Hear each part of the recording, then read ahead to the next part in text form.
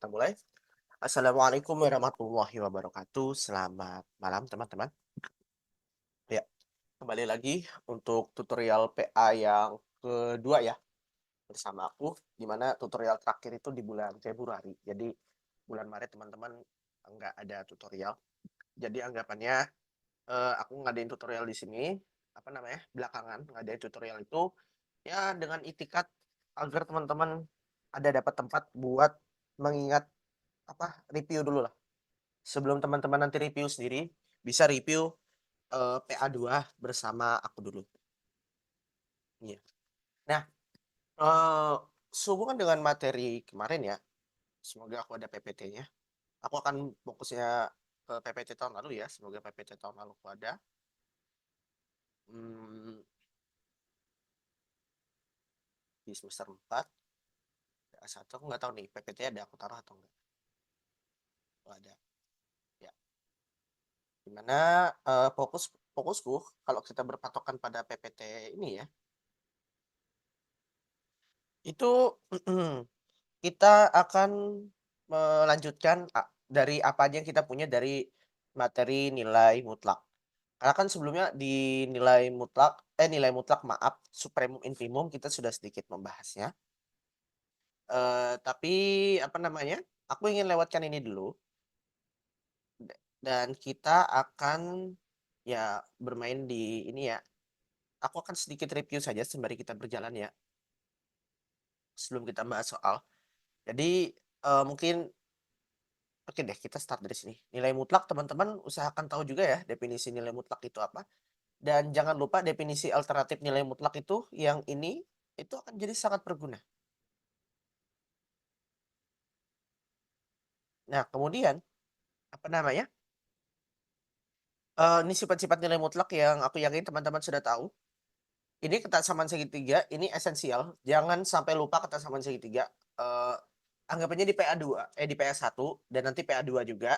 Teman-teman harus tahu dan bisa menggunakan kesamaan segitiga.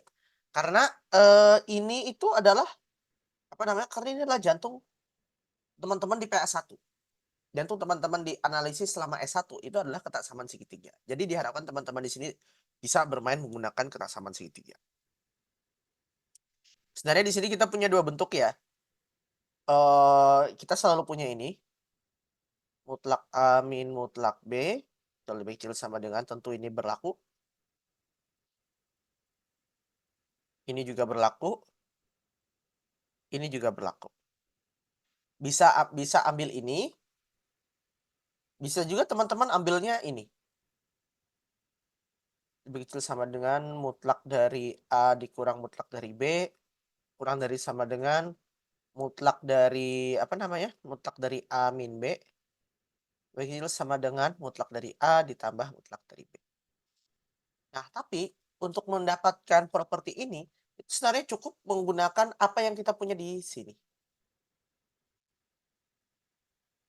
Ya. Dan sekiranya bagaimana cara kita ingin membuktikan kesamaan segitiga? Itu agak gampang. Kita bisa gunakan fakta ini. Kan A itu terletak di antara ini ya.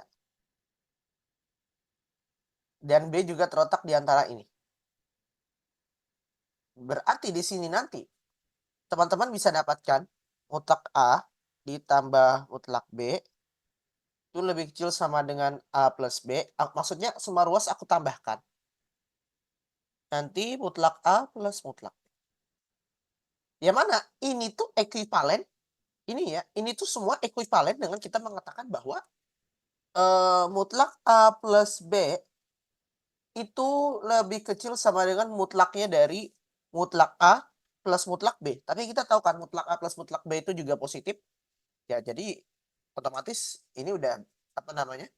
Ya ini udah jelas bisa berlaku. Ntar kayak gini aja cukup. Nah ini dia. Selesai deh.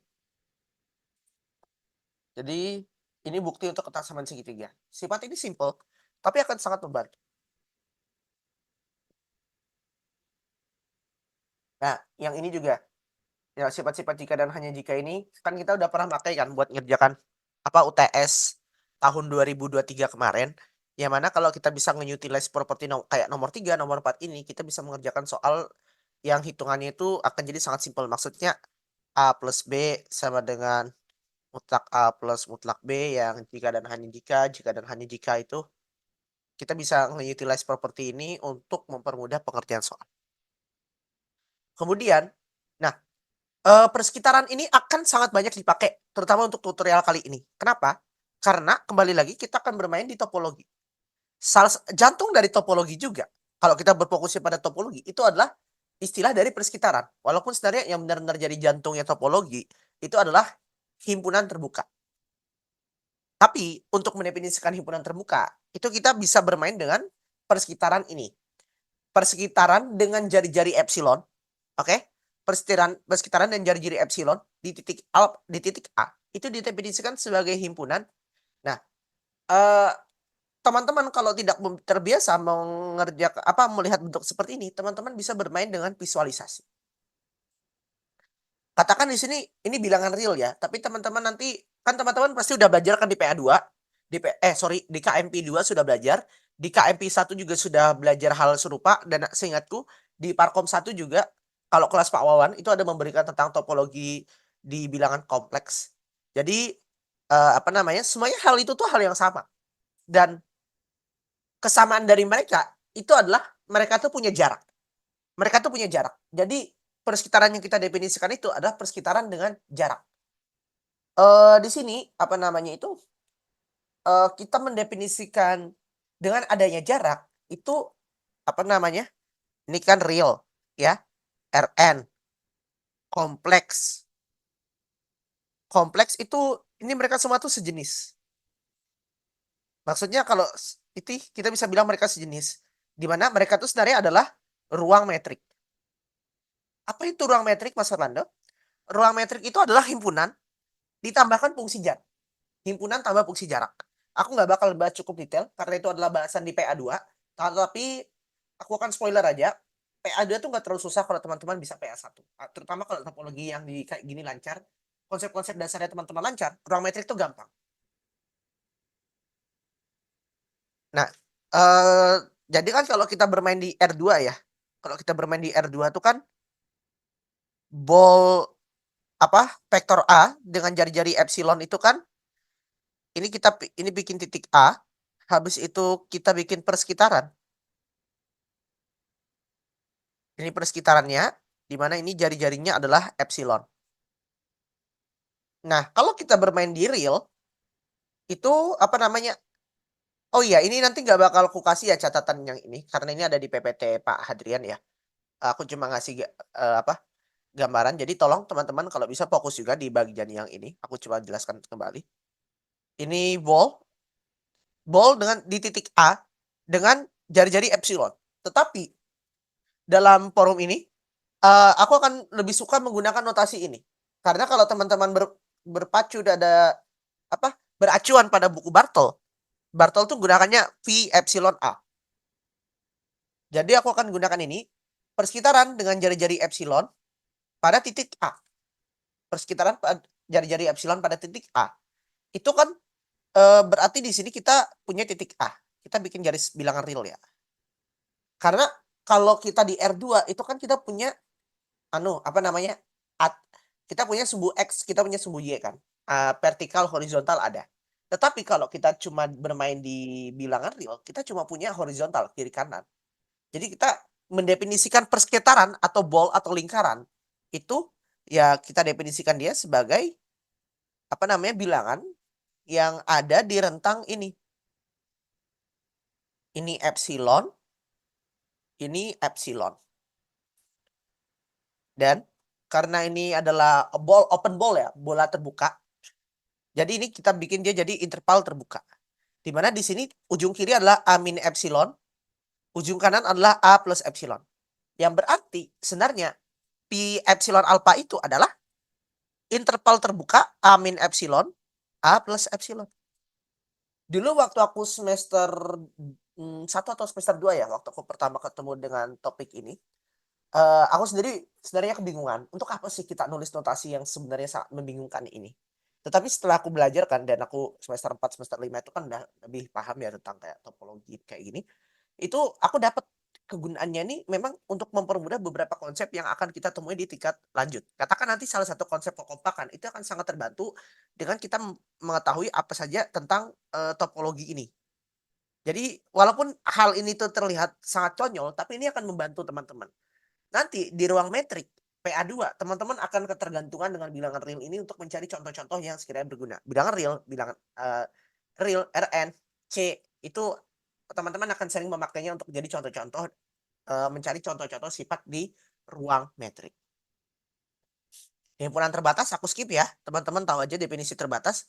Tolong, teman-teman benar-benar tahu ya definisi terbatas karena, kejadianku tahun lalu itu cukup banyak mahasiswa di kelasku waktu ngambil PA itu pada lupa definisi apa sih himpunan terbatas, apa sih terbatas ke atas, apa sih terbatas ke bawah. Jadi teman-teman harap dibaca ini lagi, tapi karena aku ingin sedikit menghemat waktu, kita akan teruskan saja ya. Supremum infimum, definisinya juga harap diingat. Aku yakin karena liburan teman-teman akan cukup lupa dengan apa itu supremum, apa itu infimum.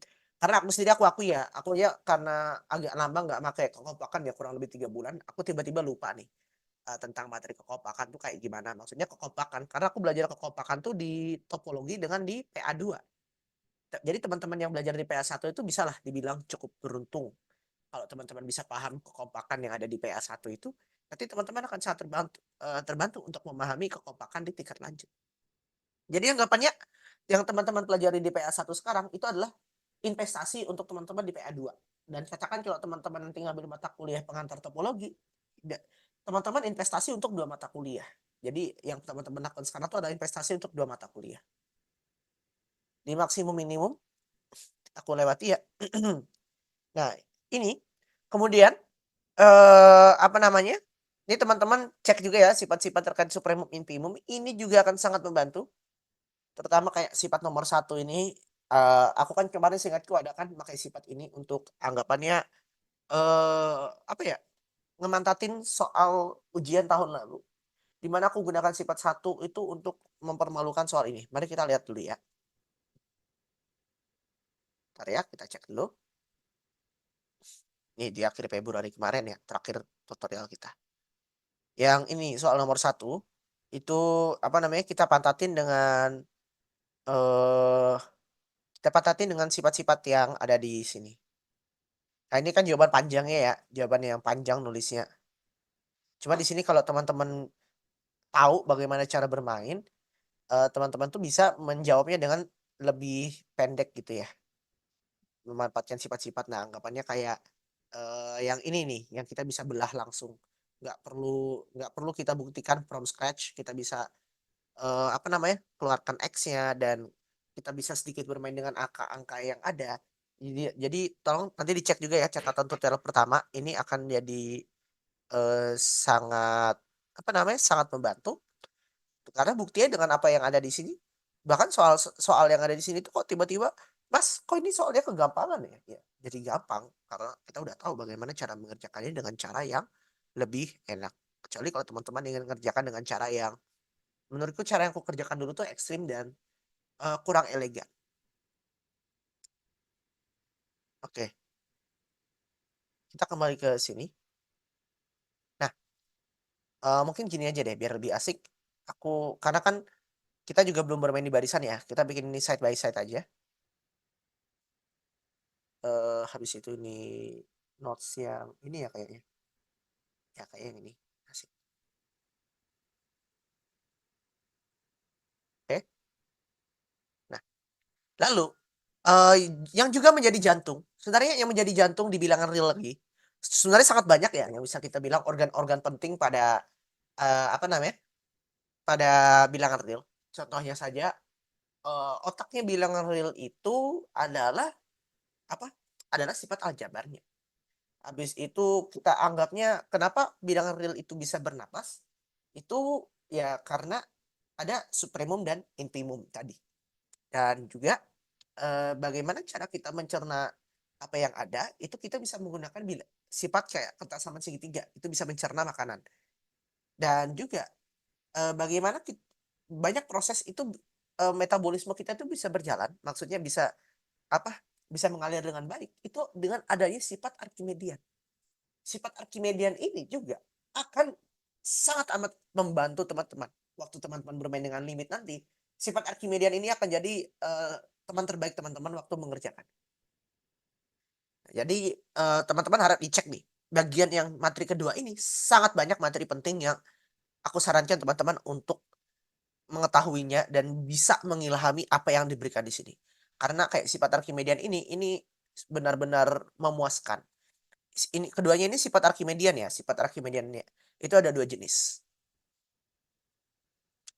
Oke, ini kulewatkan saja ya. Nah ini, eee, sifat kepadatan. Sifat kepadatan ini bisa terbukti dengan adanya bantuan kepadatan tuh terbukti dengan adanya Arkimedian. Jadi Arkimedian itu bisa membantu membantu kita untuk membuktikan teorema densitas dan seingatku buktinya cukup ruwet, jadi aku akan lewati juga ya. Ya pasti di antara 2 bilangan itu, teman-teman kalau misal punya 2 bilangan, eee, teman-teman akan selalu punya, apa namanya, R anggota Q. Tapi di lain sisi, teman-teman juga bisa punya S yang bukan merupakan anggota Q.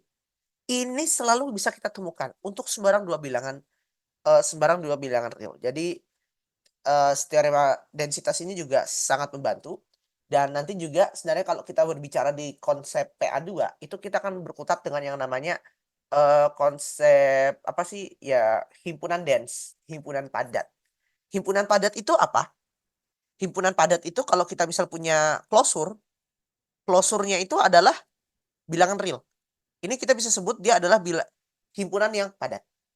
Nah, tentu biar kita sinkron ya dengan konsep yang ada di sini, itu bilangan rasional itu juga padat. Klosurnya bilangan, apa namanya, ini dens ya. Ini kita bisa bilang ini himpunan dens.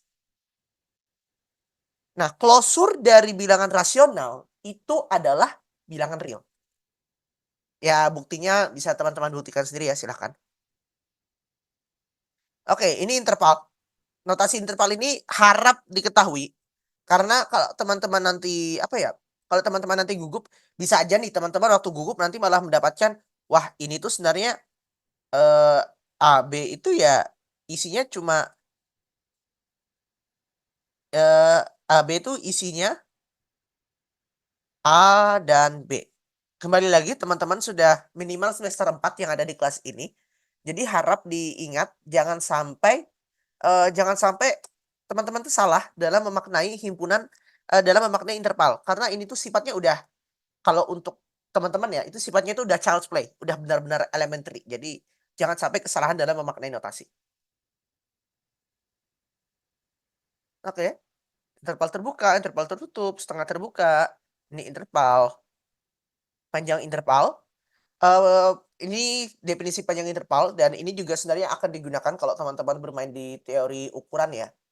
Kita bisa memulai dengan ini, apa, ukuran dari suatu interval itu adalah B kurang A. Tapi itu adalah topik untuk lain hari.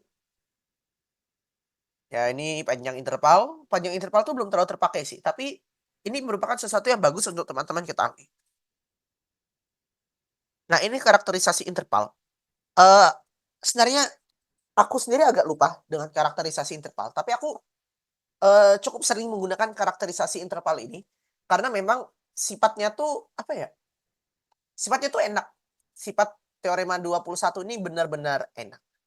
Sebenarnya ini berlaku jika dan hanya jika ya, maksudnya S itu interval, oke, tentu S-nya tidak kosong ya. Teman-teman harus pastikan dulu S-nya tidak kosong.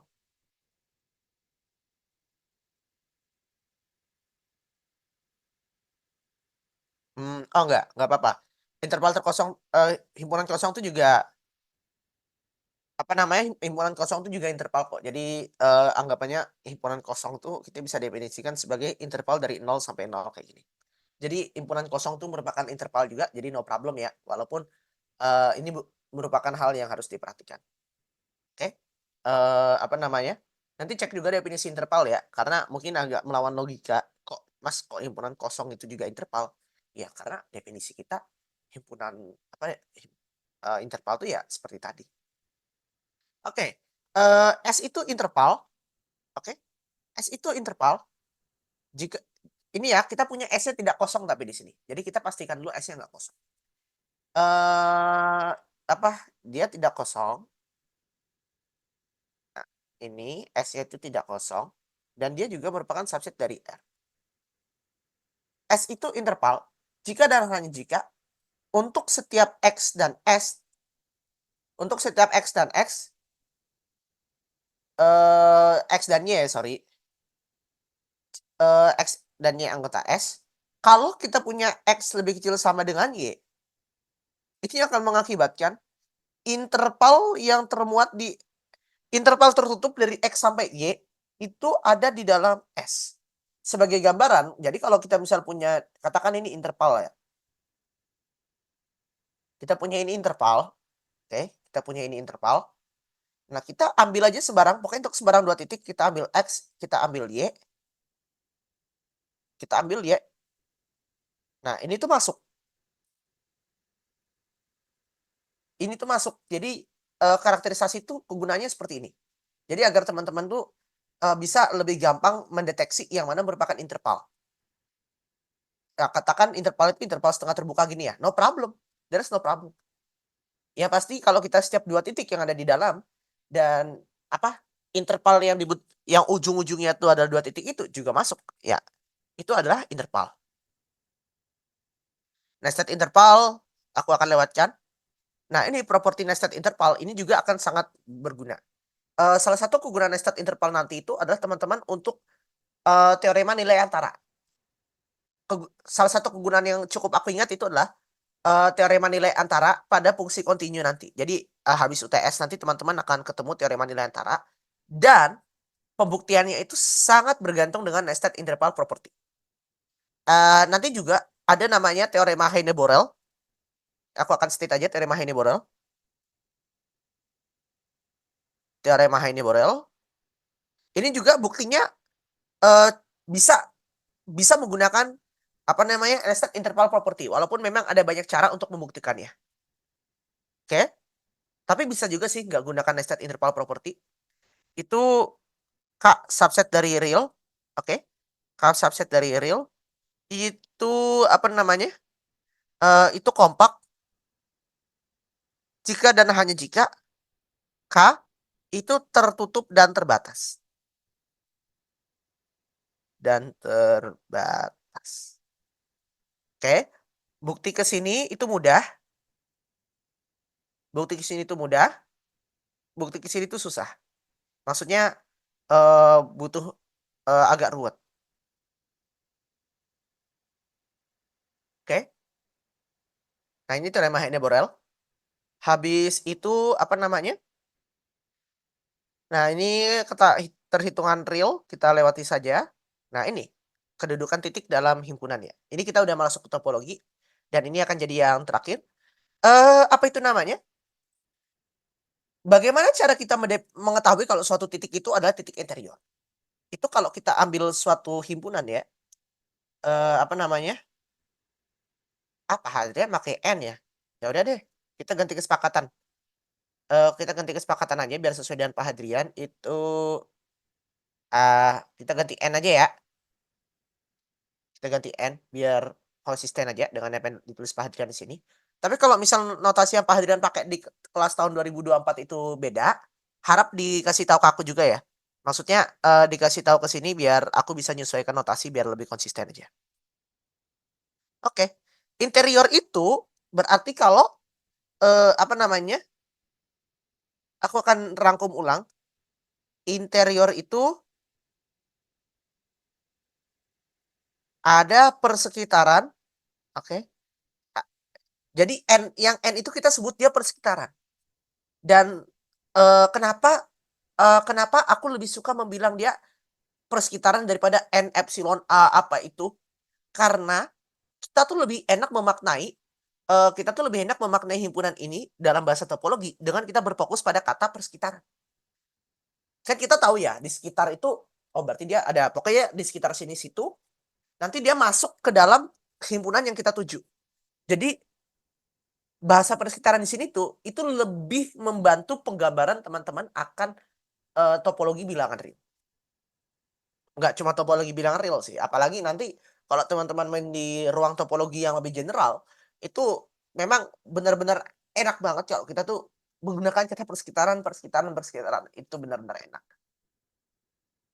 Oke, ada persekitaran terbuka, ada persekitaran terbuka dari A yang masuk, itu aja ya, yang masuk di A. Sebenarnya bukan masuk sih, tapi termuat. Jadi andai kata kalau kita ini kan A, nah ini A, kita nggak peduli nih, jari-jarinya tuh apa namanya, persekitarannya tuh seberapa jauh sih? Apa, epsilonnya tuh 10, epsilonnya 50, 30, setengah, 1/5, 1/1.000.000, 1/100.000, kita nggak peduli. Yang penting epsilonnya tuh ada.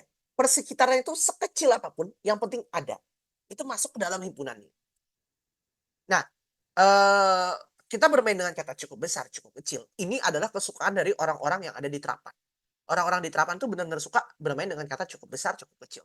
Ya itu plausible, itu bisa. Karena kalau kita bermain, apa namanya, kalau kita mengerjakannya, kita bisa aja bilang, epsilon tuh lebih kecil dari ini. Tapi kalau kita ingin mempersingkat penulisan, itu nggak apa-apa kita bilang, apa namanya, epsilonnya cukup kecil. Kita bisa bilang ada persekitaran epsilon cukup kecil sehingga dia masuk.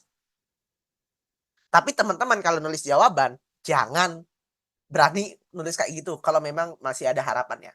Pasti masih ada harapan. Kalau teman-teman paham kenapa bisa menulis kata cukup kecil, teman-teman tuh pasti tahu, kenapa kita bisa nulis cukup kecil ya karena kita punya alasan yang cukup bagus. Nah, nomor 2 itu limit. Kita jangan, apa namanya, ah, oh ini Pak Hadrian salah tulis ini.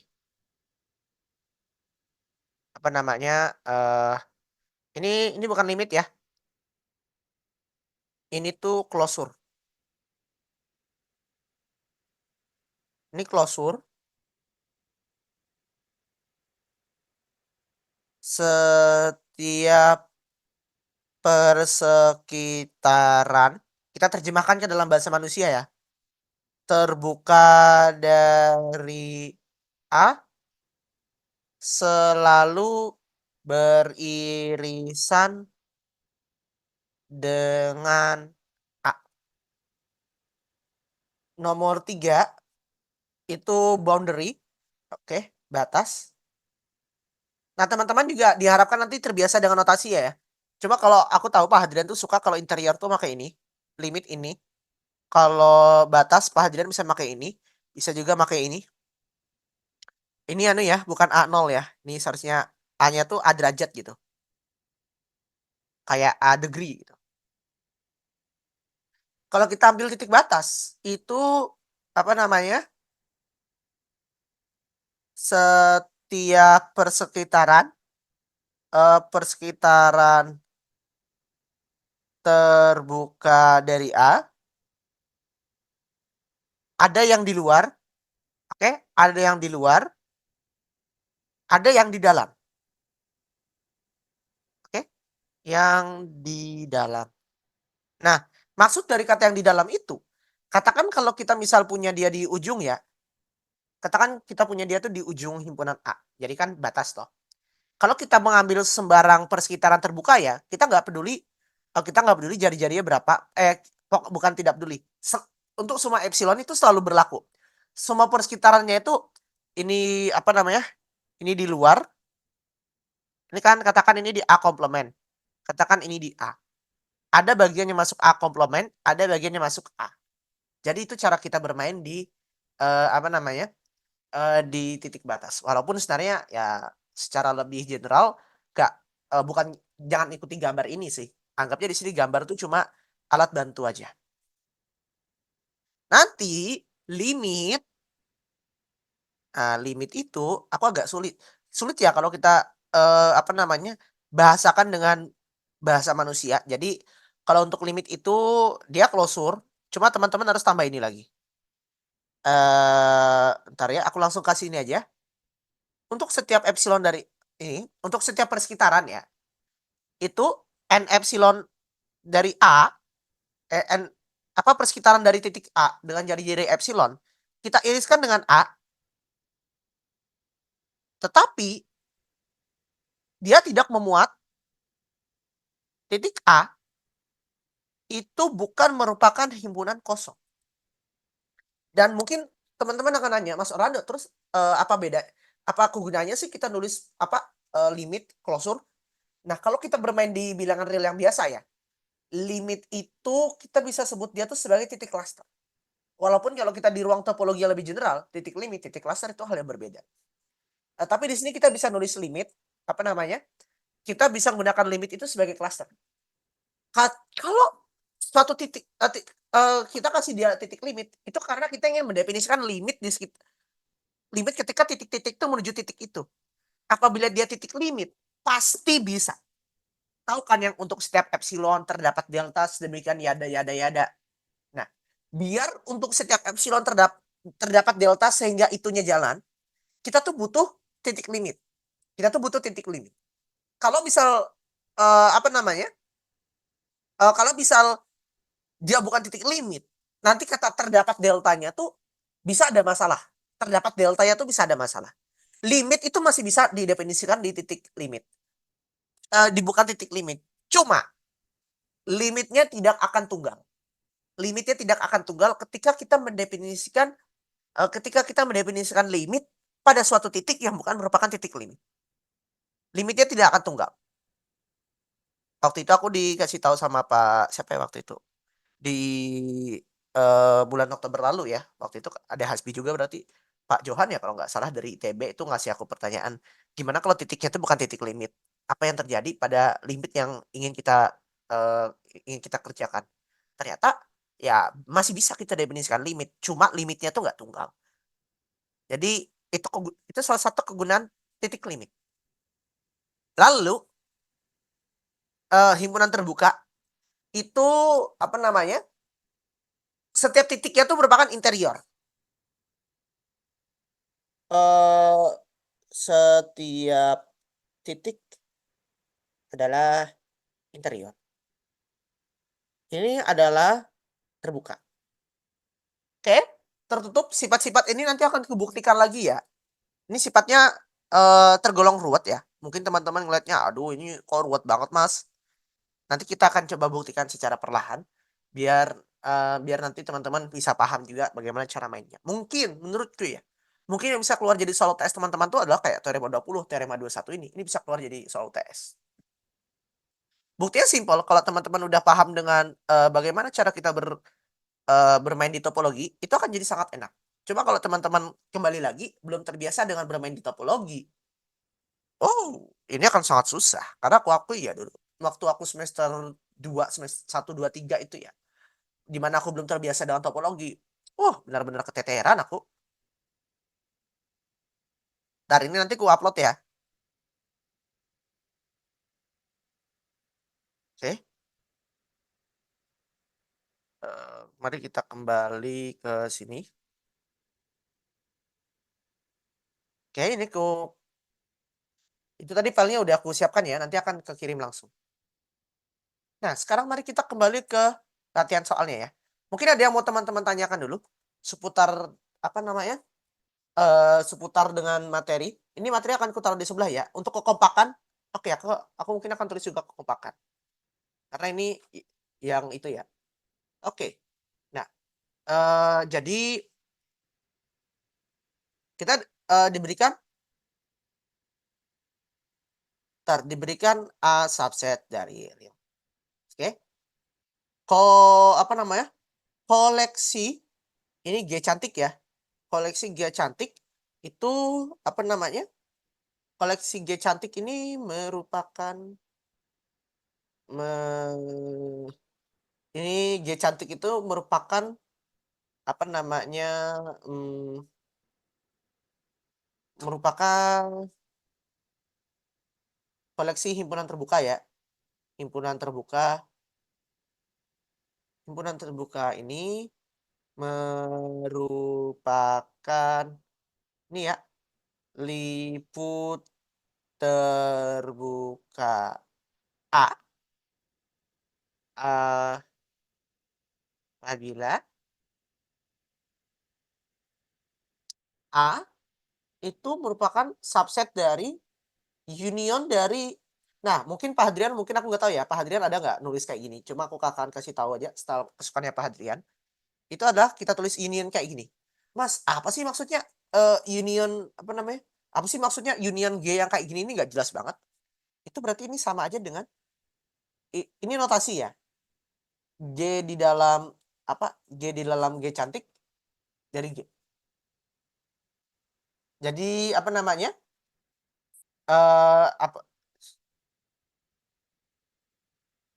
mmm, oke, kesimpulan terbuka G merupakan apabila ini, apabila memenuhi kayak nah, kemudian, eee, koleksi G aksen, subset dari G, yang juga merupakan liput terbuka A, itu adalah liput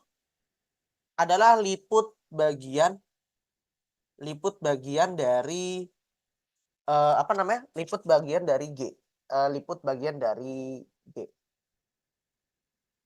oke. Nah, apa,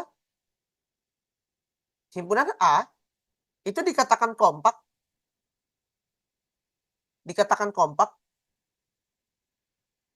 apabila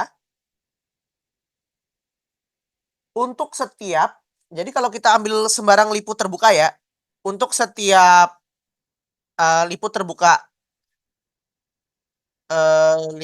terbuka G, untuk setiap liput terbuka G terdapat ini liputnya ini liput terbuka juga ya, nggak apa-apa deh liput bagian kita hapus. Terdapat liput bagiannya, liput bagian G aksen yang berhingga. Nah, mungkin teman-teman sekarang, akan bertanya-tanya, "Mas, buat apa lagi sih kita nulis himpunan kompak kayak gini tuh?" Kompak itu kalau bahasa Inggrisnya kan compact ya. Compact itu artinya tuh ringkas. Jadi himpunan kompak ini memang kegunaannya tuh kita bisa meringkas beberapa sifat-sifat dari suatu himpunan itu karena kita bisa merepresentasikan himpunan ini tuh dengan, memanfaatkan sifat-sifat dari himpunan terbuka yang udah tahu himpunan terbuka tuh pasti gabungan himpunan terbuka yang berhingga. Keberhinggaan di dalam analisis itu sangatlah nyaman.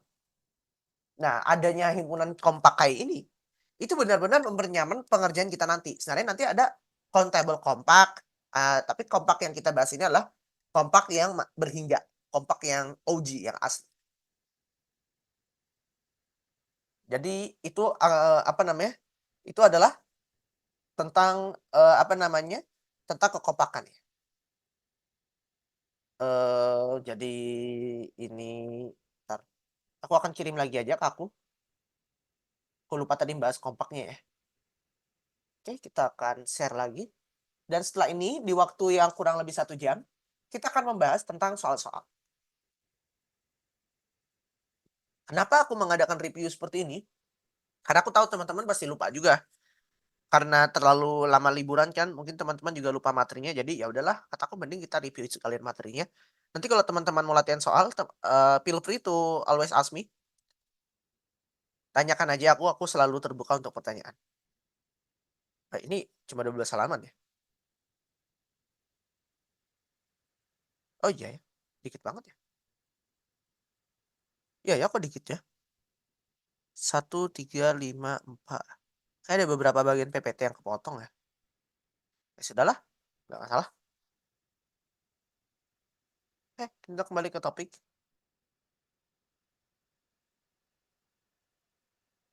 Ya, oke. Eee, Mungkin sekedar warming up untuk, apa namanya, katakan kita ingin warming up dengan supremum ya, warming up dengan supremum, aku akan ambil satu soal saja, apa itu namanya, kita akan mengerjakan soal ini. Sorry salah. Mhm, kita kerjakan di bawah aja ya.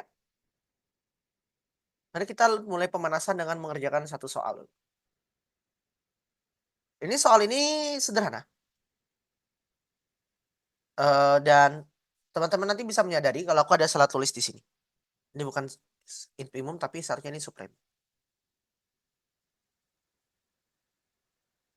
Jadi di sini aku ada salah ketik ya. Sebenarnya ada salah ketiknya tuh ada 2.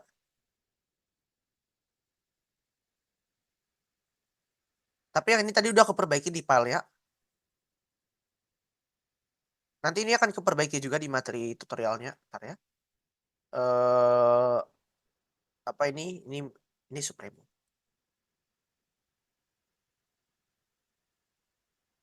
Oke, mari kita tunjukkan dia terbatas dan tidak kosong.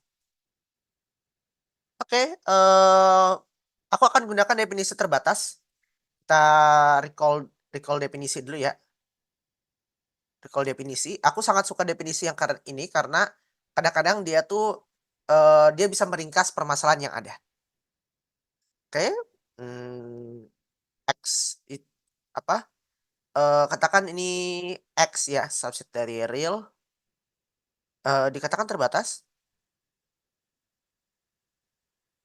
Terbatas apabila terdapat, kita tulis ya, terdapat, katakan terdapat, mmm, apa ya, terdapat U aja gitu ya, upper bound, U anggota real, real non negatif ya, dengan sifat untuk setiap X di dalam X itu berlaku mutlak dari X itu lebih kecil sama dengan U. Nah, terbatas di sini adalah terbatas ke atas, terbatas ke bawah. Kenapa aku menggunakan terbatas seperti ini? Biar aku tuh mencari batasnya tuh cuma sekali jalan aja. Biar aku sekali jalan aja. Karena aku nggak suka kalau kita tuh mengerjakan sesuatu tuh 2 kali jalan. Ingat, nanti teman-teman ujian tuh cuma punya waktu 2 jam. Dan teman-teman ingin menginvestasikan waktu untuk mengerjakan soal yang sudah jelas jawabannya, tapi teman-teman harus kerja 2 kali. Itu sama aja investasi bodong. Kita kan tidak ingin melakukan yang namanya investasi bodong. Berarti di sini kita coba, definisi ini.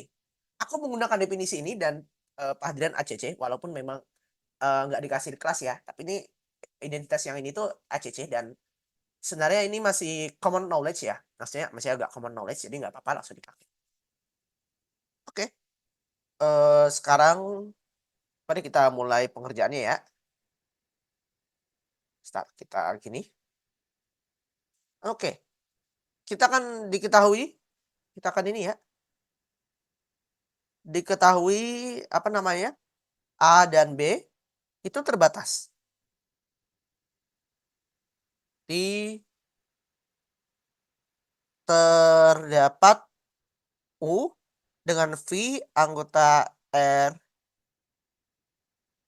dengan sifat apa namanya, dengan sifat untuk setiap apa namanya, untuk setiap, A anggota dari A, B anggota dari B, berlaku mutlak A lebih kecil sama dengan U dan, apa namanya, mutlak B lebih kecil sama dengan V. Oke, karena kan pertama kita ingin menunjukkan dia terbatas. Kalau teman-teman itu pemalas, itu ya ambil. Kalau teman-teman itu ingin menjadi seorang pemalas, ya udah ambil aja maksimumnya. Ambil apa namanya, ambil M sama dengan maksimum. Karena kan, kita tahu kan, ya pasti salah satu di antara ini tuh ada yang lebih besar. antara U lebih kecil sama dengan V atau V lebih kecil sama dengan U kan. Ya sebenarnya kalau trikotomi itu antara ini ya, ini, atau itu. Nah cuma, kita bisa meringkas ketiga kasus ini jadi tepat satu kasus aja dengan mengambil maksimum. Kita ambil M-nya itu adalah maksimum dari U, V. Berarti kan di sini kita akan punya U itu lebih kecil sama dengan M, V itu lebih kecil sama dengan M. Mas, kok tiba-tiba bisa Mas U-nya lebih kecil sama dengan M, V-nya lebih kecil sama dengan M? Ingat lagi, maksimum itu kan yang lebih besar di antara U dengan V. Berarti kan U itu tentu lebih kecil dari yang lebih besar. V kita juga tentu lebih kecil dari yang lebih besar.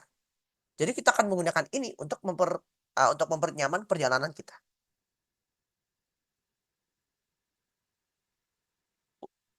Tentu ini ya, jelas, apa namanya,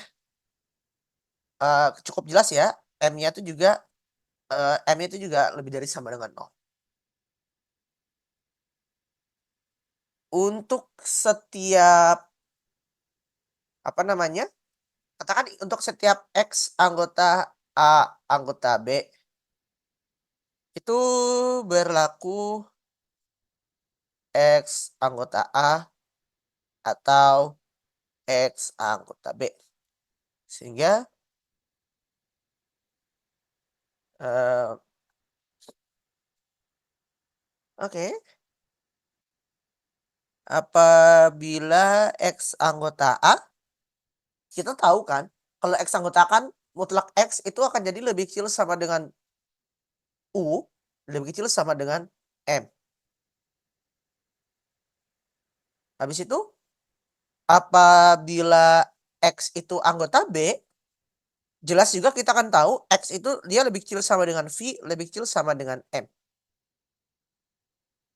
Ya udah, berlaku mutlak X itu pasti lebih kecil sama dengan M.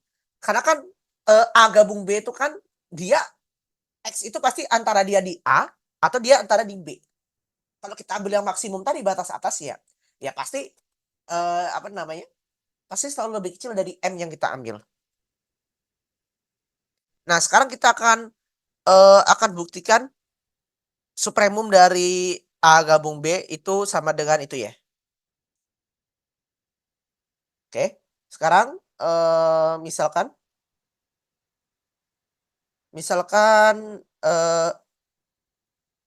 supremum dari A gabung B itu sama saja dengan supremum A itu sama dengan P, supremum B itu ini nggak apa-apa nggak kita kasih kurung, sama dengan Q, supremum dari A gabung B itu sama dengan R. Oke, pertama kita akan buktikan dulu kalau, apa namanya, akan dibuktikan R itu sama dengan maksimum dari V, Q. Oke, kita akan melakukan 2 tahap pembuktian, yaitu, eee, max P, Q itu batas atas. Oke, di sini kita ingin buktikan kalau dia tuh batas atas. Berarti ya ambil sembarang ambil sembarang, apa namanya, mmm, ambil sembarang, X ya, anggota dari A gabung B. Apa apabila X itu anggota A, tentu X itu lebih kecil sama dengan dari supremum dari A. Ini lebih kecil sama dengan maksimum dari, supremumnya kan A itu kan P ya. Ini lebih kecil dari maksimumnya, P dan Q, ini jelas. Oke. Tadi apabila X anggota B, cukup jelas juga, karena dia anggota B kan, berarti kan dia lebih kecil dari P. Dia tuh lebih kecil dari supremumnya B. Mana ya supremumnya juga lebih kecil dari maksimum itu dong.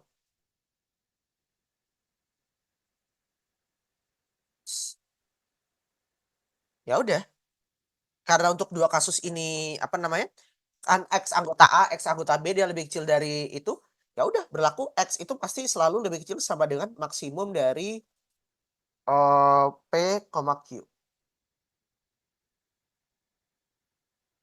Nah udah, berarti dia terbukti di batas atas. Sekarang kita akan buktikan kalau, maksimum P dan Q itu adalah, eee, apa namanya, adalah supremum. Oke, diambil diambil sembarang entar, max P, Q itu supremum. Diambil sembarang,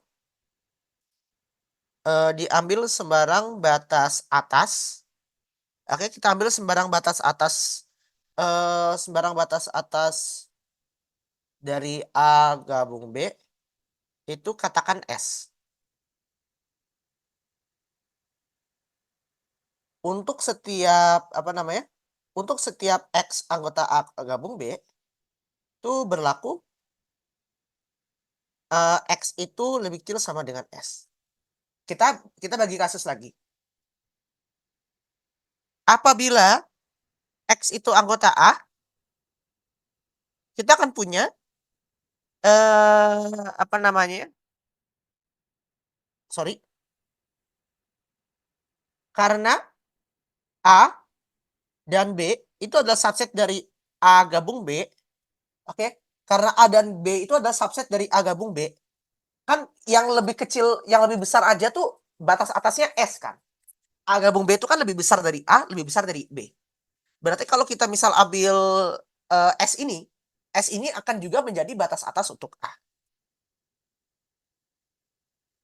Maka S merupakan,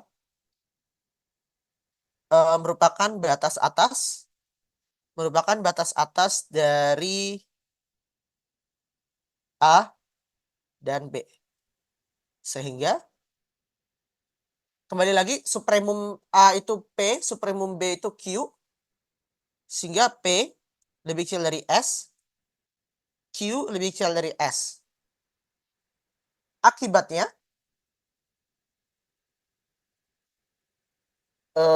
apa namanya,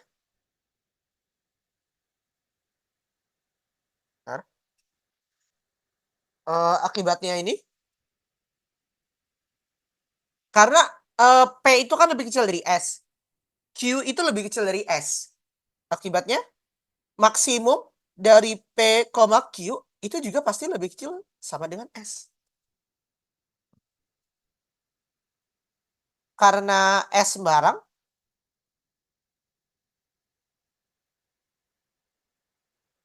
maksimum dari PQ itu sama dengan R, anu supremum ya, R itu kan supremum A gabung B, berdasarkan definisi supremum. Berdasarkan definisi supremum. Iya, selesai deh. Jadi itu cara buktikannya. Pembuktiannya itu sebenarnya cenderung simpel. Kalau teman-teman sudah agak terbiasa dengan, bermain dengan maksimum, minimum, itu teman-teman akan, enak banget untuk kerjakan soal ini. Oke. Mungkin ada yang mau dikonfirmasi dulu untuk soal ini? Jawabannya nggak terpanjang sih.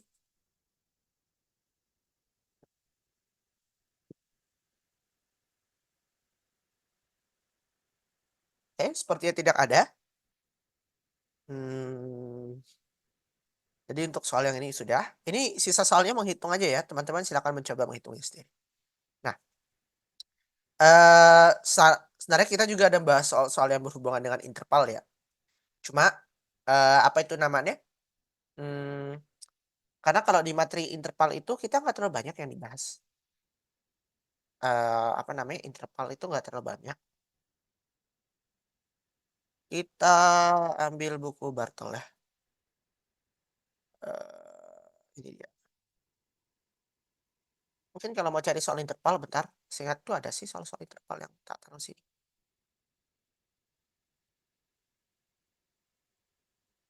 Mmm. Oh iya, sifat kepadatan bilangan real aku nggak ada naruh ya. Soalnya kepadatan bilangan real tuh bisa ditumpangin di dari barisan. Ini ada Archimedean property, padatan. Nggak terlalu dibahas ya. Interval, kita cek soal latihan interval. Ini representasi biner. Representasi biner ini juga bagus. Hmm, Desimal, bukti Cantor. Nah, itu kalau teman-teman mau, mungkin ini, kita bisa, kita mungkin bisa sedikit pemanasan ya. Kita pemanasan aja. Coba kita, apa namanya? Coba ya kita melakukan pemanasan, kita bermain di sini. Nomor 10 ini teman-teman bisa buktikan sendiri sebagai latihan. Aku dulu membuktikannya, walaupun kayak nggak kuat. Katakan kita bermain dengan sedikit teori himpunan. Aku akan bermain di ini. Kita akan coba latihan ini ya. Kita punya 7, kita punya 8. Aku akan highlight beberapa poin aja. Aku akan highlight beberapa poin karena memang ada sedikit poin yang memang lebih enak untuk kita lewati. Aku akan bawa ini ke halaman 11 saja. Oke. Nah, di sini kita punya 2 soal. Kita akan buktikan kalau irisan dari IN ini adalah kosong. Oke. Aku akan mulai dari bagian jelas. Jelas ini subset dari irisan dari ini IN. Oh iya, teman-teman ini ya, tolong dilihat juga bentuk IN itu seperti apa. IN itu I1 itu sama dengan 0 sampai 1.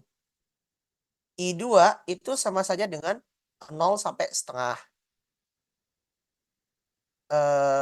I3 itu sama saja dengan 0, apa namanya? 0, sepertiga. Dan seterusnya sampai IN tadi itu adalah 0, seper n dan seterusnya.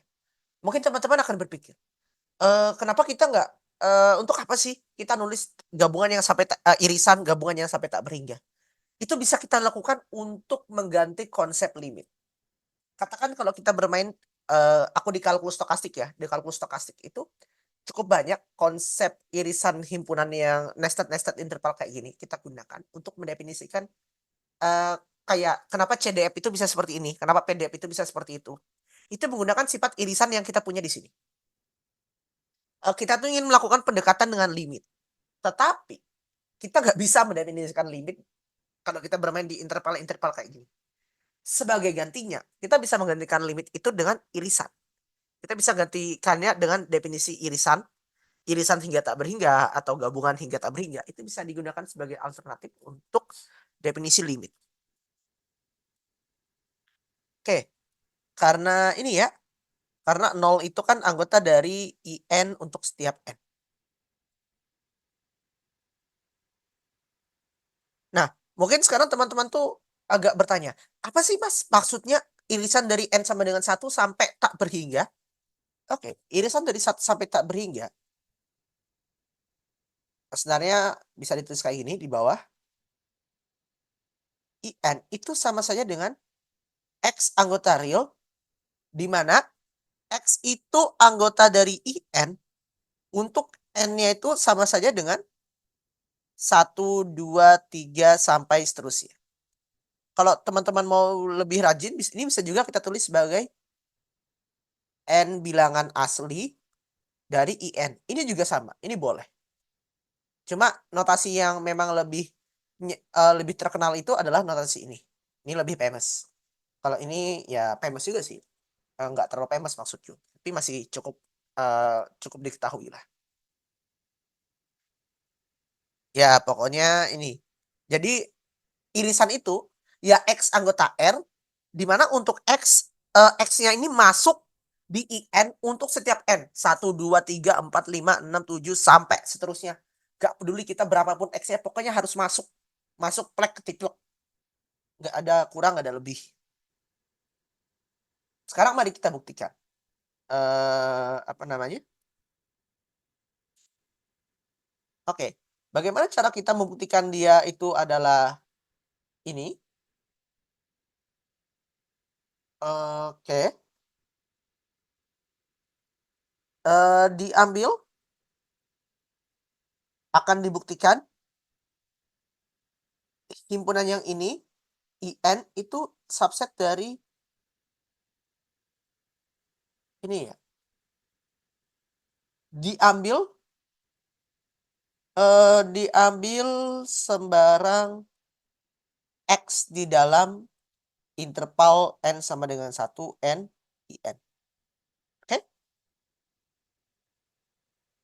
Berlaku X itu anggota dari interval 0 seper N untuk X itu anggota IN ekuivalen dengan X itu anggota dari 0 hingga seper N untuk setiap ini ya, untuk setiap oh ya, aku screenshot dikit ya.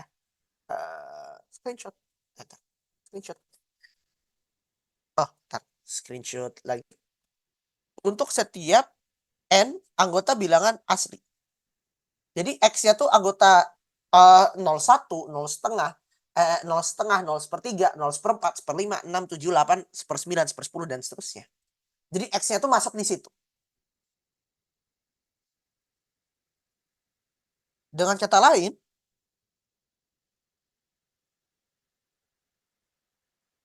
untuk setiap apa namanya N anggota N itu berlaku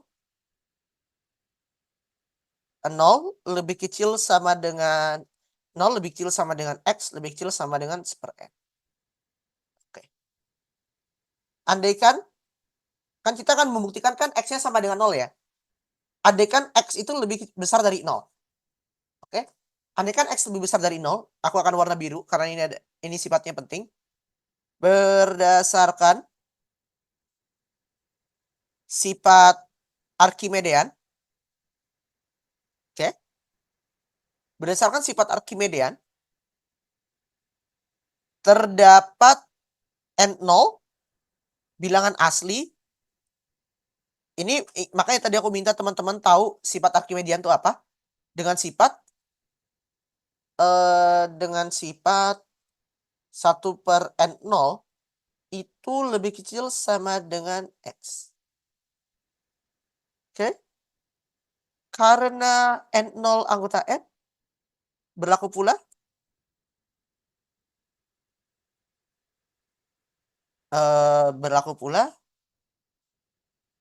X itu lebih kecil sama dengan 1/N0, terjadi kontradiksi. Udah, gini aja. Terjadi kontradiksi. Oke. Haruslah X lebih kecil sama dengan 0, sehingga X sama dengan 0. Maksudnya di sini kan kita punya toh Archimedean itu kan karena X-nya positif, kita punya N0 di mana kita punya N bilangan asli di mana kita bisa ambil N-nya itu cukup besar sehingga seper N ini cukup kecil, dia lebih kecil dari X. Kita bisa gunakan sifat Archimedean untuk ini. Tetapi karena N0 itu tadi adalah bilangan asli, ya kita juga punya dong sifat X itu lebih kecil sama dengan 1/N0. Terjadi kontradiksi. Ya udah. Karena X itu lebih besar sama dengan 0, dan kita dapatkan X yang lebih kecil sama dengan 0 kan. Maksudnya kan aku ingkar, yang ini tuh ingkar, ntar aku warnai aja ya. Ini. Ntar. Ini kita, ini ya. Ini adalah X lebih besar sama dengan 0 itu adalah ingkaran X lebih dari 0. Sehingga X-nya itu ya sama dengan 0. Selesai deh.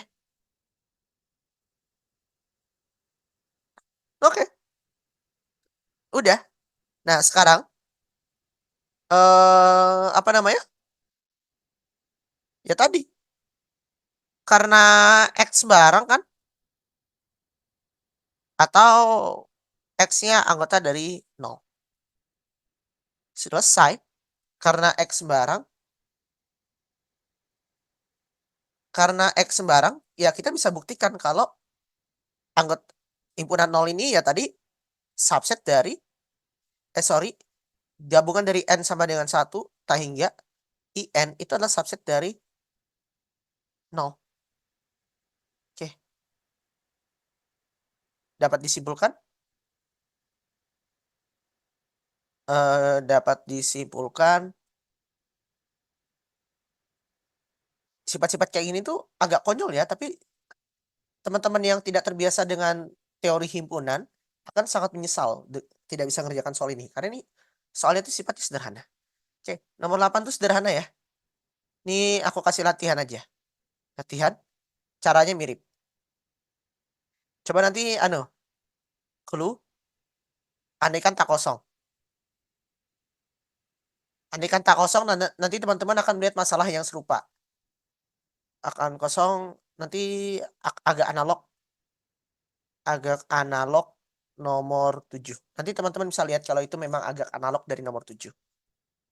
Oke, ini nomor 7, nomor 8 sebagai latihan ya. Ini nomor 8 kalau mau nulis sendiri, nomor 8 itu latihan. Oke, sekarang kita kembali ke materi tutorial.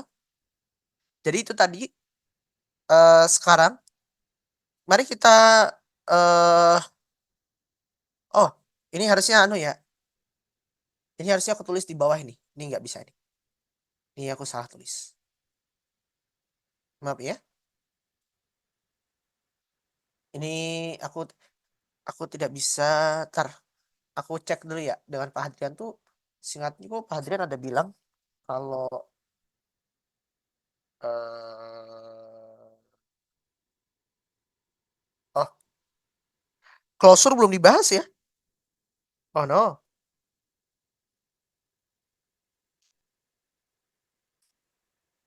sebentar, klosur ya?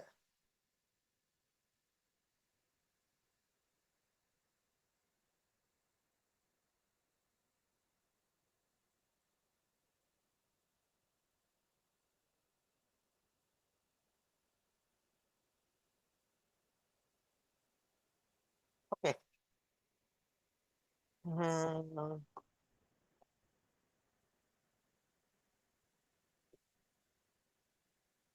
mari kita coba, ini, nomor du kita kerjakan tahun 2020 ya, tentang topologi. Sekalian kita mulai me-review bagaimana kita bermain di topologi.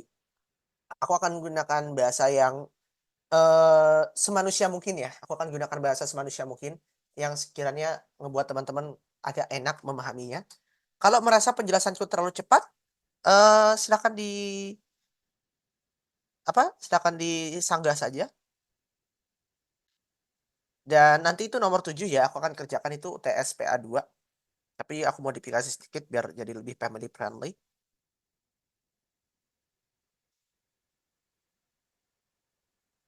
Oke, aksen adalah koleksi semua titik limit, memuat tak hingga banyak elemen dari E. Oke, mari kita baca kembali pertanyaannya.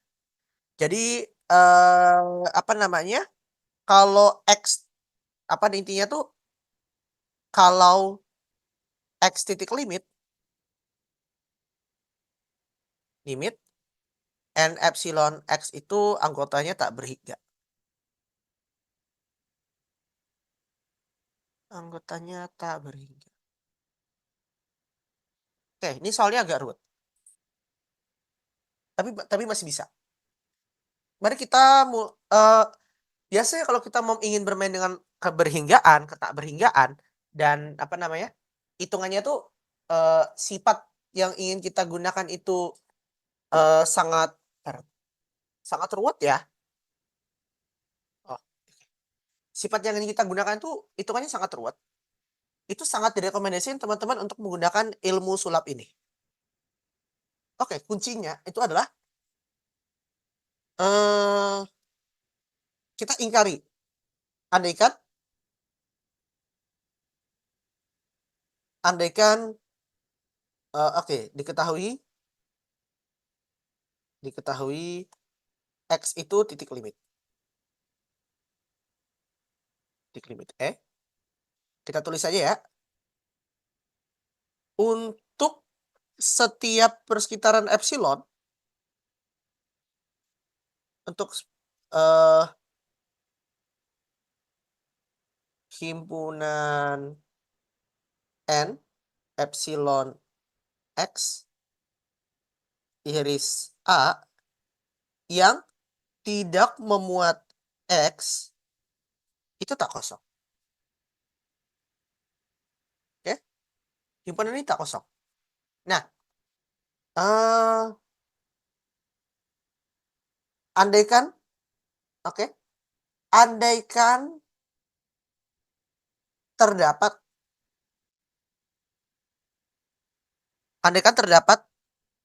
epsilon lebih dari 0, sehingga N epsilon X itu sorry, ini E ya, maaf.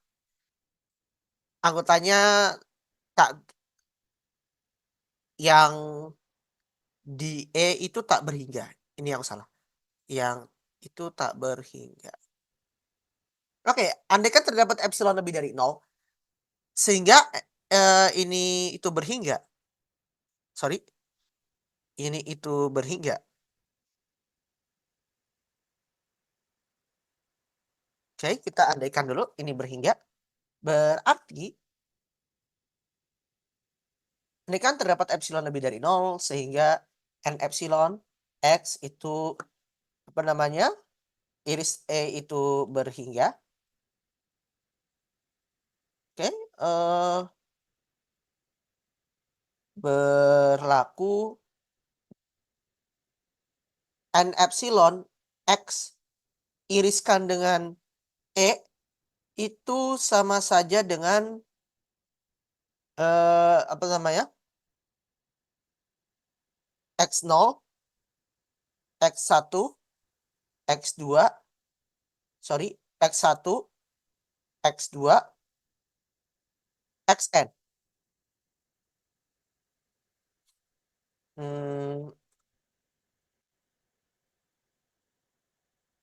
Xn,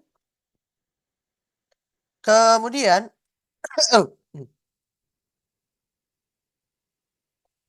aduh,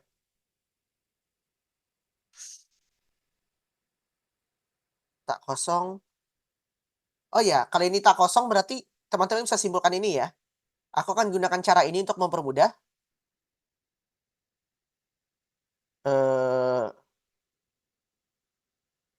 memuat elemen selain X. Oke, andaikan terdapat epsilon, ini sehingga N epsilon X iris E berhingga, oh ya mungkin ini, N epsilon X iris E, kalau kita buang satu ya, kalau ini kita buang satu, itu juga, berhingga, karena kan, mungkin ini aja, kita fokus ini aja. Nah, kan kita N epsilon X persekitaran X dengan jari-jari epsilon, diiriskan E itu kan berhingga kan? Berarti kalau kita karena dia titik limit, kita buang satu titik aja, itu nggak masalah. Kita buang satu titik saja, itu tidak akan membuat masalah sama sekali. Berarti, apa namanya, N epsilon X iris E, itu berhingga dan tak kosong. Dan tak kosong karena tadi, karena, X itu titik limit. Oke, misalkan,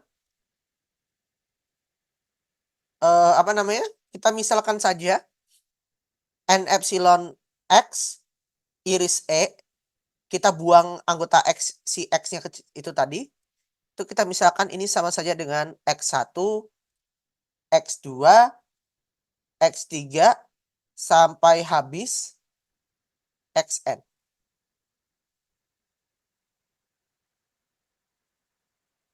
Dan definisikan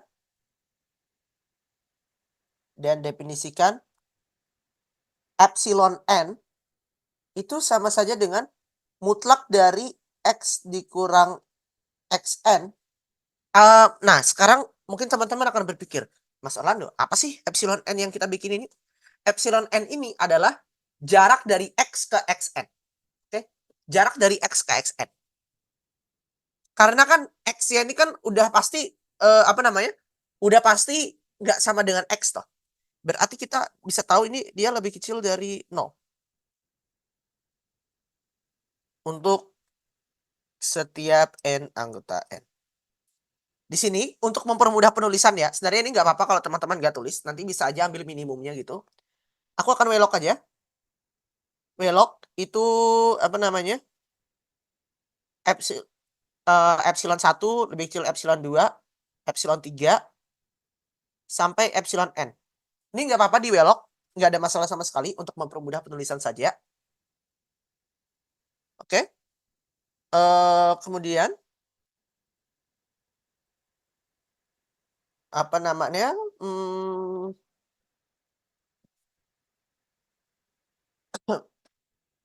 Oke. Ambil oke.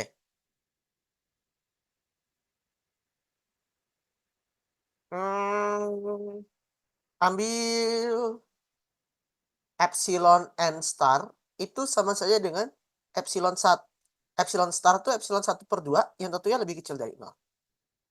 Di mana n epsilon x, n epsilon star x kita iriskan dengan e dan dia tidak memuat x. Ya, itu merupakan himpunan, dia tidak kosong. Akan tetapi, nah di sini kita akan mencari permasalahan. Akan tetapi, apa namanya?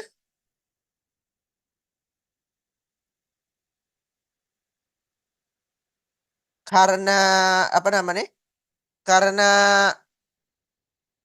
oh ya, epsilon n sebentar. 0 lebih kecil dari epsilon n sama dengan X kurang Xn. Tentunya ini lebih kecil dari epsilon ya.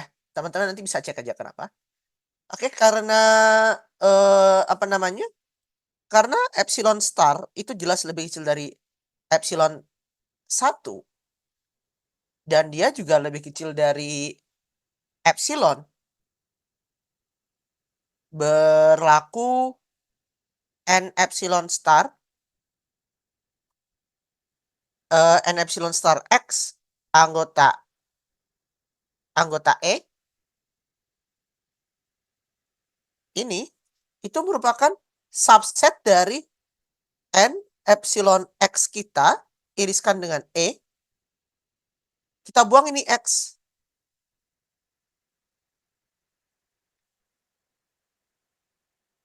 Oke.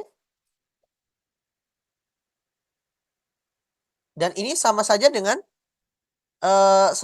X1, X2, sampai Xn. Oke. Nah, karena diambil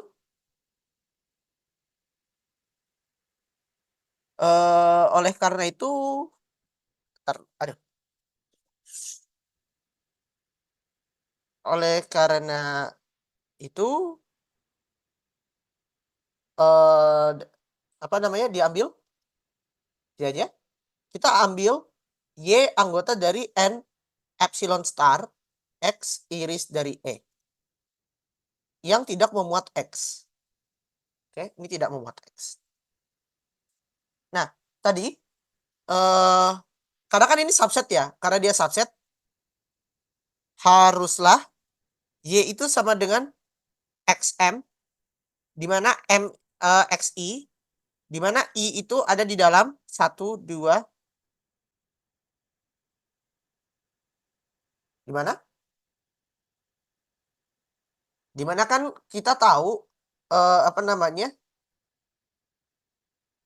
Y dikurang X itu kan sama dengan XI kurang X sama dengan delta, apa namanya, delta I. Di mana delta I itu kan lebih besar sama dengan epsilon 1.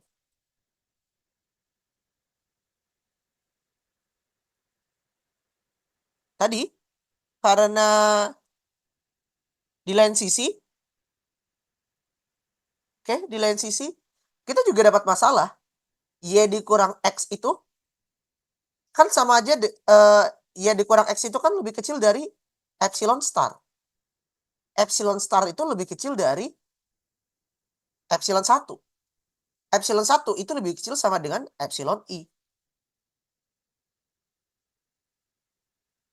Eee, Terjadi kontradiksi. Nah, kontradiksinya itu di mana? Kontradiksinya adalah, apa itu namanya, Y min X itu lebih besar sama dengan epsilon 1. Tetapi di lain sisi kita juga punya mutlak Y min X itu juga lebih kecil dari epsilon 1. Terjadi kontradiksi di sini. Terjadi kontradiksi. Haruslah, apa namanya, haruslah N epsilon X itu iris E itu tak berhingga untuk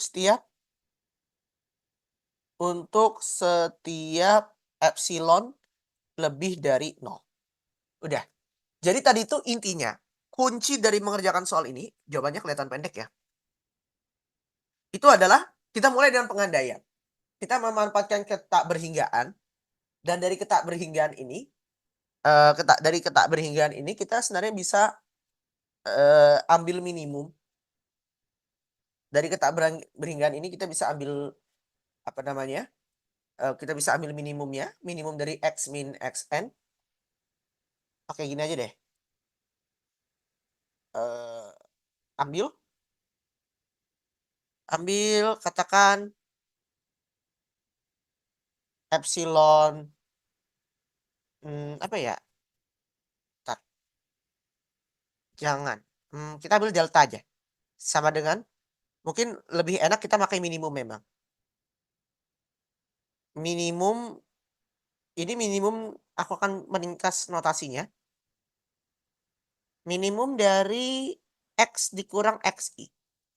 Aku akan ambil minimumnya ini, aku akan ambil epsilon, entar aku perbaiki aja penulisannya. Intinya welok tadi tuh aku baru ingat itu nggak bisa dilakukan. Kita harus ambil minimum. Oke, delta lebih kecil dari itu, dan ini epsilon, eee, ini itu jelas yang ini lebih besar sama dengan delta. Dan ini juga lebih kecil dari delta.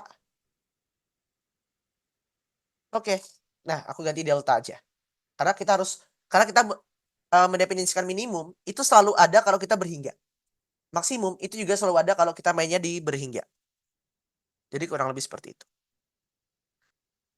Mungkin kalau teman-teman ingin melihat ya, bagaimana sih cara kita bermain di himpunan, apa namanya, kita ingin bermain di himpunan terbuka,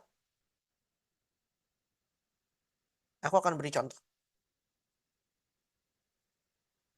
Aku akan beri contoh, katakan ini ya.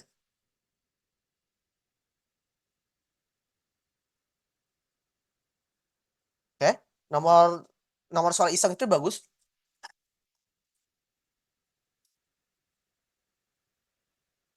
Untuk ini tuh gampang, jawabannya itu adalah andaikan. Mulai dari kata andaikan.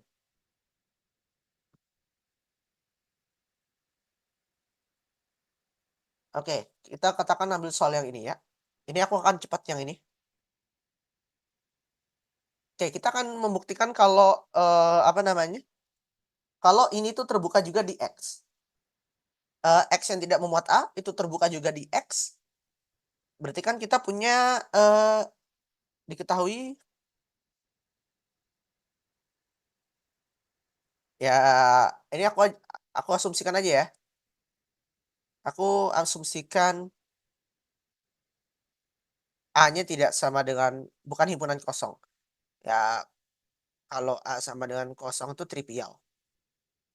Maksudnya di sini trivial kan, kalau kosong kan berhingga dan X yang tidak memuat kosong kan himpunan. Oh ya, maaf ya, ini real ya. Ini karena aku benar-benar ngekopas dari PA2, jadinya apa? Sebenarnya ini berlaku untuk sembarang ruang metrik. Ini berlaku untuk sembarang ruang metrik. Bahkan bukan lagi berlaku untuk sembarang ruang metrik ya. Berlaku untuk sembarang ruang topologi. Ini berlaku untuk sembarang ruang topologi, seingatku ya. Agak lupa juga. Hmm. Oh enggak, itu kekompakan deh yang berlaku untuk sembarang ruang topologi. Ya, ini berlaku untuk sembarang ruang metrik.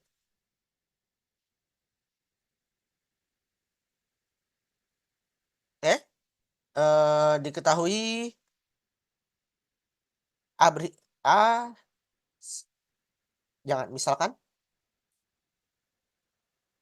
A itu sama dengan X, X1, X2, X3, tat tat tat tat, tat, Xn. Oke,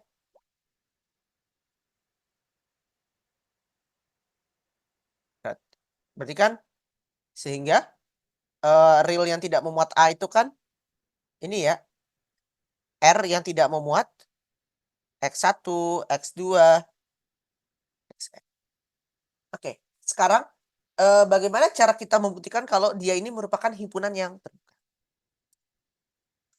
Oke, sekarang kita mulai definisi terbuka itu adalah kita mulai ya, diambil sembarang kita ambil sembarang X anggota dari RA, R yang tidak memuat A.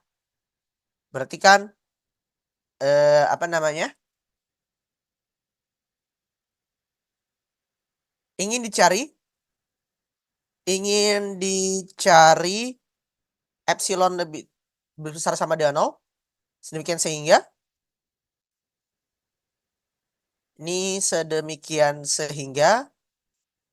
apa namanya, X-nya anggota dari R yang tidak memuat A, epsilon lebih dari 0, sedemikian sehingga, eee, persekitaran jari-jari epsilon pada titik X, di mana sebenarnya ini adalah interval ini, X min epsilon, X plus epsilon,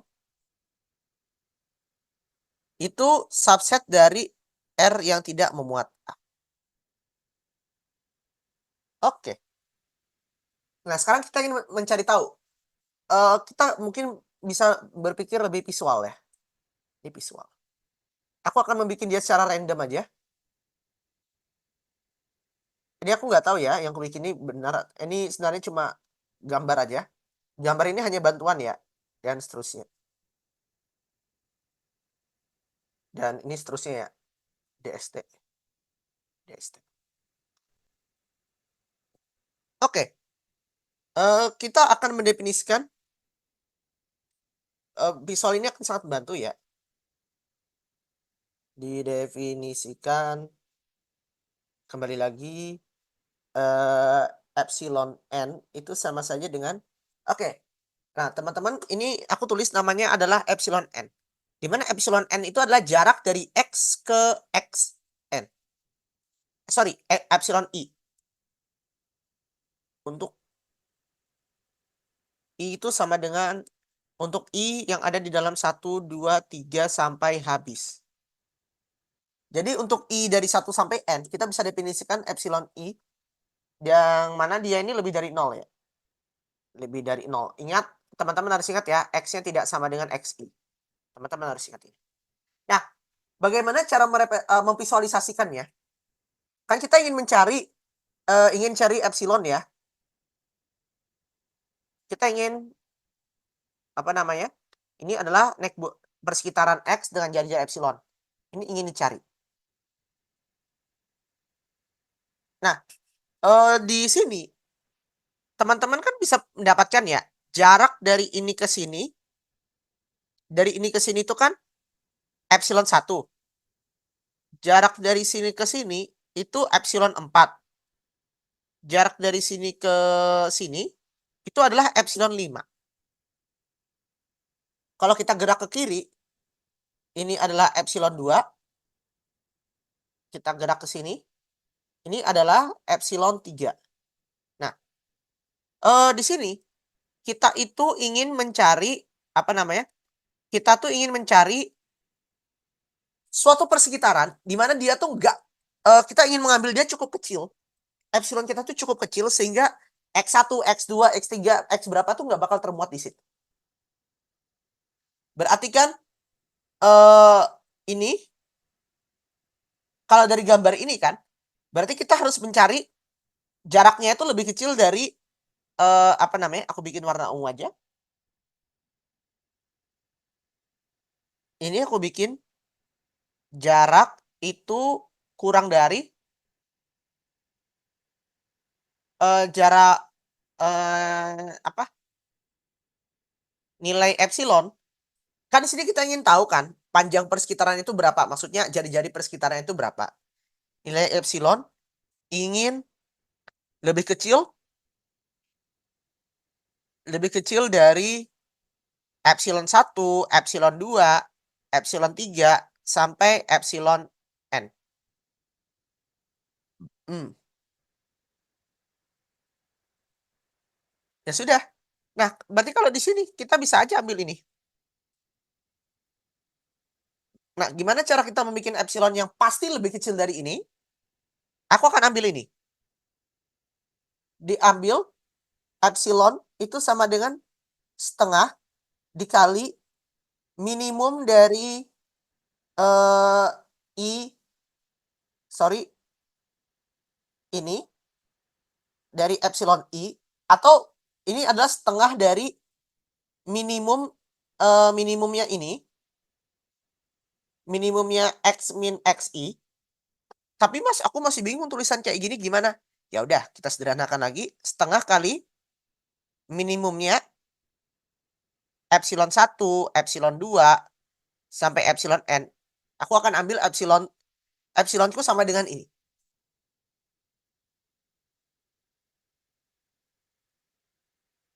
Untuk setiap y di dalam neighborhood dari x, ini berlaku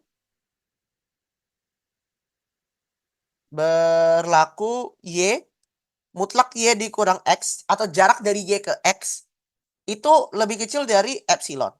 Epsilon kan sama dengan setengah kalinya minimum dari epsilon 1. Oh, ini ya, lebih besar dari 0 ya. Ini lebih kecil dari ini. Di mana? Karena ini minimum kan, dia lebih kecil sama dengan setengah dari, epsilon i. Jelas ini lebih kecil dari epsilon i untuk setiap untuk setiap i yang ada dari 1, 2, 3 ini. Maksudnya, jarak dari y kurang x itu, kan kita kan ambil katakan y kita di sini, atau y kita di sini. Yang penting dia lebih kecil dari jaraknya epsilon 1. Kan nggak mungkin, kalau kita ambil epsilon cukup kecil, nggak mungkin y ini akan sampai di x1, nggak mungkin y kita sampai di x2, nggak mungkin y kita sampai di x3, dan seterusnya. Nggak mungkin. Berarti karena dia nggak mungkin sampai di tujuan, untuk setiap oleh karena itu, kita bisa nyimpulkan nih, y kita tuh nggak mungkin sama dengan xi. Untuk setiap i itu tidak sama ya. 1, 2, hingga habis, hingga n.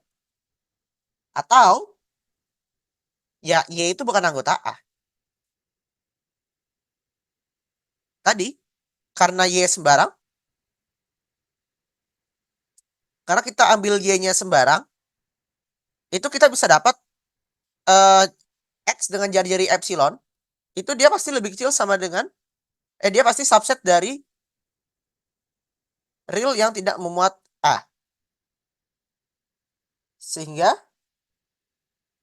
X itu interior, X itu anggota interior dari R anggota A, yang akibatnya R yang tidak memuat A itu terbuka. Ini akibatnya adalah himpunan himpunan A itu tertutup. Selesai deh. Maksudnya karena komplemennya itu terbuka kan? Karena komplemennya terbuka kan berarti himpunan A kita tertutup. Selesai dong. Iya, selesai. Jadi itu. Jadi ini UTS PA2. Nanti kalau teman-teman udah belajar PA2, teman-teman bisa gunakan cara yang sama. Ya, butuh sedikit penyesuaian lagi sih, karena metrik itu nggak bisa kita gambar dengan kayak gini. Maksudnya nggak bisa serta-merta kita gambar kayak gini secara sederhana. Tapi filosofinya sama. Filosofi buktinya 100% sama. Jadi seperti itu. Ya, sepertinya juga karena ini udah 25.5, alangkah baiknya tutorial juga aku sudahi. Berarti ini ya, nomor 1 nggak mungkin aku kerjakan. Ini sudah topologi, apa namanya, ya ini tertutup jelas. Dan ini juga sudah. Nanti sisanya akan coba aku kerjakan ya. Ini pasti aku kerjakan. Ini pasti aku bahas. Ini pasti dibahas di tutorial berikutnya ya. Di tutorial berikutnya. Oh iya, teman-teman, apa namanya, ujian PA2 kapan? Aku mau ngejadwalin untuk tutorial 3-nya. Ini akan dibahas karena ini mungkin keluar di UTS. Tapi yang Kita sisa tuh terakhir banget, Kak. hari Kamis. Tanggal 2. Hari Ya, Kamis ya. Hari Rabu ada UTS nggak?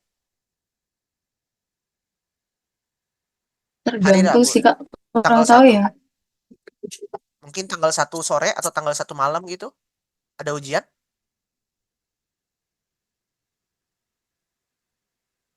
Kalau aku nggak ada, mungkin dari teman-teman kalau ada yang matkul pilihan mungkin.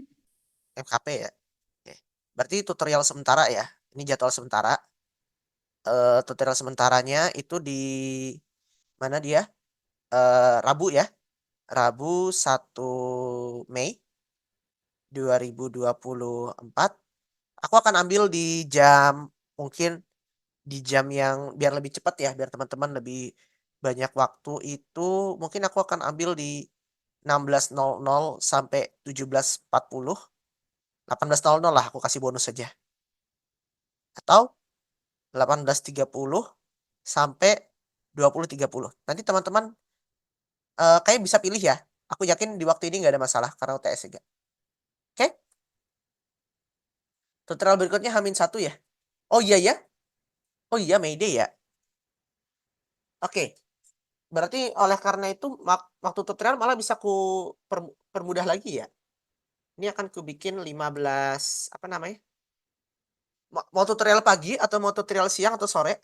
Mungkin nanti, kita voting aja ya, kita voting aja. Yang pasti nanti opsinya atau nanti tutorialnya, aku sih sebenarnya sukanya tutorialnya pagi-pagi aja ya, biar, langsung plong gitu selesai permasalahan tutorial kita.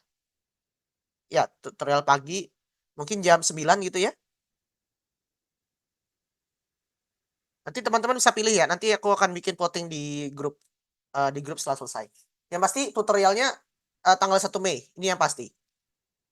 Yang pasti tutorialnya 1 Mei, nanti teman-teman bisa pilih jadwalnya, oke? Nanti untuk tutorial berikutnya, kita akan menyelesaikan ini, topologi bilangan real yang bahas himpunan kompak dan juga barisan. Untuk topologi, bilangan himpunan kompak, jadi nanti alurnya tuh aku akan membahas review dulu, review barisan. Aku akan bantu teman-teman review tentang barisan. Jadi teman-teman kuharapkan udah review materi sebelum barisan, karena aku, tidak akan membahasnya lagi. Dan juga nanti di himpunan kompak aku akan bahas example aja, karena, aku punya firasat ya, Pak Hadrian dengan Pak Pomo nggak mungkin membuat soal kompak yang mungkin pembuktian yang agak gila. Mungkin ya udahlah aku tambah, ini aja. Pokoknya 4 soal ini cepat kok, ini cepat. Tapi akan kubahas cepat ya, dibahas cepat. Karena aku ingin lebih banyak bahas di barisan. Oke, jadi seperti itu ya. Yang pasti satu dua akan kubahas agak detail. Oke, sepertinya itu saja. Nanti aku akan kutambah materi tentang barisan ya. Terima kasih banyak. Ini udah jam 9 juga, teman-teman mungkin mau tidur atau ada pekerjaan lain.